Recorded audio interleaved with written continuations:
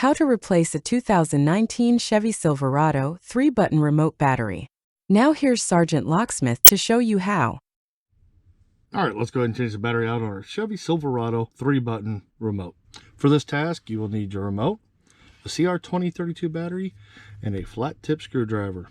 If your keyring is attached, you will probably want to remove it. If you notice right down in here, there's an indentation. Put your flat tip screwdriver in, go ahead and rotate it. Slide to the other side in that little indentation, pop it, and there you go. Once it's off, take your finger, push down on the battery. You're going to pull towards that end. So we'll push down and pull, and the battery pops out. As you notice, it's a CR2032 battery. To reinstall it, we'll reverse the process, set it down like such, pull into that little pocket. Once it does, push down, then push back, because what you're doing is getting it under there, which holds it down. Your back remote cover has those little 3 tabs.